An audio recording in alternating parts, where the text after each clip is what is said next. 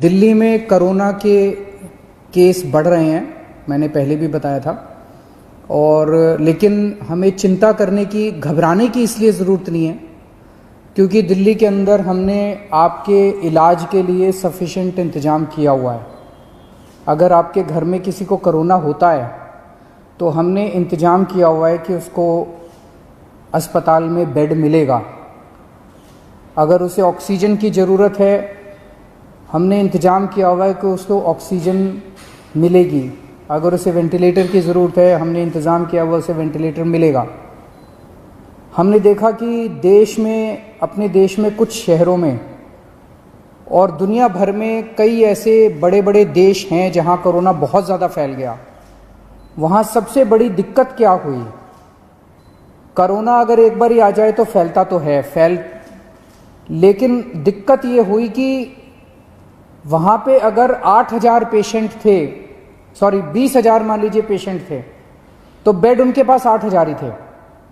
Bed की कमी हो गई उनके पास हेल्थ इंफ्रास्ट्रक्चर की कमी होगी, उनके पास वेंटिलेटर की कमी होगी, उनके पास आईसीयू की कमी हो गई। इस सब की वजह से वहाँ पे दिक्कतें आने लगी, लोगों को इलाज नहीं मिल पाया और लोगों की मौत बहुत ज़्यादा हो गई। आज उस मामले में दिल्ली, जैसे मैं बार बार बोलता हूं कि हम कोरोना से 4 कदम आगे हैं, तो दिल्ली में हालांकि कोरोना के केस बढ़ रहे हैं, लेकिन हमने इतना इंतजाम किया हुआ है कि अगर आपके घर में कोई बीमार होता है तो उसके लिए बेड का, ऑक्सीजन का, आईसीयू का, सबका इंतजाम किया हुआ है। एक तरफ तो मैं कहता हूं कि हमने आपके लिए इंतजाम किया हुआ है, बेड की कोई कमी नहीं है। हम कहते हैं कि ऑक्सीजन की कोई कमी नहीं है, वेंटिलेटर की कोई कमी नहीं है, आईसीयू की कोई कमी नहीं है। दूसरी तरफ कई बार लोगों के फोन आते हैं, लोगों के मैसेज आते हैं, जी मैं दर दर भटक रहा हूं, मेरे को बेड नहीं मिल रहा, मैं इस अस्पताल में गया, फिर इस अस्पताल में गया, फिर इस अस्पताल में गया, मुझे बेड नहीं मिल रहा। तो इंफॉर्मेशन का गैप है।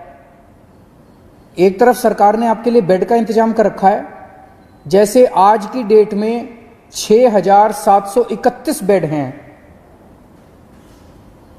और दिल्ली के अस्पतालों में केवल 2,600 पेशेंट हैं, तो लगभग 4,100 बेड खाली पड़े हैं। 4,100 बेड आज खाली पड़े हैं।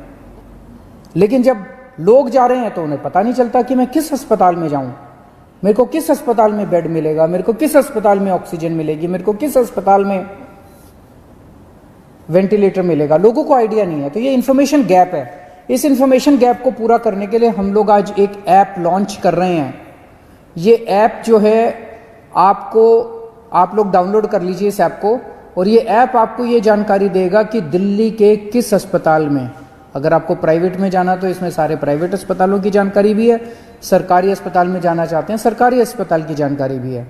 ये ऐप आपको बताएगा कि दिल्ली के किस अस्पताल में इस वक्त कितने बेड खाली हैं, कितने बेड भरे हुए हैं। और तो ये एक बारी ऐप देख लेते हैं ये कैसे काम करता है। अभी आपके सामने ये दिखाएंगे, जैसे जब आप ऐप डाउनलोड करेंगे तो ये ऐप सामने दिखाया उसने कि टोटल बेड कितने थे। फिर उस पर जब आप क्लिक करते हैं तो ये एक अस्पताल की डिटेल आ रही है। एक अस्पताल के आगे कि कितने बेड खाली हैं, कितने टोटल बेड हैं, कितने बेड भरे हुए हैं। जैसे अभी 6,731 बेड टोटल हैं, उसमें से 2,819 भरे हुए हैं और 3,912 खाली हैं। उसके अंदर ये वेंटिलेटर का आ गया, ये सारे किस अस्पताल में कितने वेंटिलेटर, टोटल 302 वेंटिलेटर है दिल्ली में और 210 खाली हैं, 92 वेंटिलेटर्स अभी भरे हुए हैं। तो ये अगर ऐप डाउनलोड करते हैं तो आपको सारी जानकारी मिलती जाएगी। ये ऐप दिन में 2 बार इसको अपडेट करेंगे, सुबह 10 बजे और शाम को 6 बजे ये ऐप अपडेट किया जाएगा, तो आपको लेटेस्ट स्टेटस पता चलता रहेगा। अगर आप इस ऐप को डाउनलोड करना चाहते हैं तो एक तो गूगल प्ले में जाके आप इस ऐप को डाउनलोड कर सकते हैं। गूगल प्ले में दिल्ली कोरोना इस नाम से आप इसको डाउनलोड कर सकते हैं। दूसरा, आप इसका वेब पेज भी खोल सकते हैं। अगर आपके पास ऐप नहीं है तो इसका एक वेब पेज बनाया गया है delhifightscorona.in, delhifightscorona.in/beds। इसके ऊपर भी आपको ये सारा बेड्स का स्टेटस मिल जाएगा। अगर ये भी नहीं है तो आप 1031 जो हमारी हेल्पलाइन है, 1031 पे फोन करेंगे तो वो आपको पूरा का पूरा जो बेड्स का स्टेटस है वो आपको SMS के जरिए भेज देंगे। और या आप इस नंबर पे, अगर आप व्हाट्सएप नंबर है 8800007722, इस नंबर से भी आप इस ऐप को डाउनलोड कर सकते हैं। आपने ऐप से डाउनलोड कर लिया, आपने ऐप डाउनलोड कर लिया, आपको पता चला कि इस अस्पताल के अंदर इतने बेड खाली हैं। आप उस अस्पताल में गए, ऐप में लिखा है कि इतने बेड खाली हैं, आप उस अस्पताल में गए, अस्पताल ने आपके जाने के बाद आपको एडमिशन देने से मना कर दिया, फिर आप क्या करेंगे? इसका हमने पूरा इंतजाम किया है। आप 1031 पे, वहीं अस्पताल के रिसेप्शन पे बैठ के 1031 पे फ़ोन करना और 1031 पे आप बताना कि मैं अस्पताल में हूँ, ऐप में लिखा हुआ है इसके अस्पताल खाली हैं, ये मुझे एडमिशन नहीं दे रहे।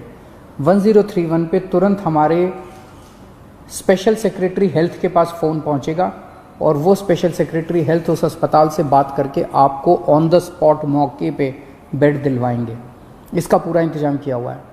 लेकिन एक चीज़ का ख्याल रखना, जैसा मैं बार बार बोल रहा हूँ, आज दिल्ली के अंदर 20,000 से ज़्यादा केस हो गए, लेकिन केवल 2600 लोगों को अस्पताल में एडमिट होने की ज़रूरत पड़ी। आज की डेट में भी 6-7 हज़ार लोग अपने घरों के अंदर इलाज कर रहे हैं, उनको अस्पताल आने की ज़रूरत नहीं है। अगर सब लोग अस्पतालों में आने लग गए तो अस्पताल भर जाएंगे। ये मैनेजमेंट करना बहुत ज़रूरी है।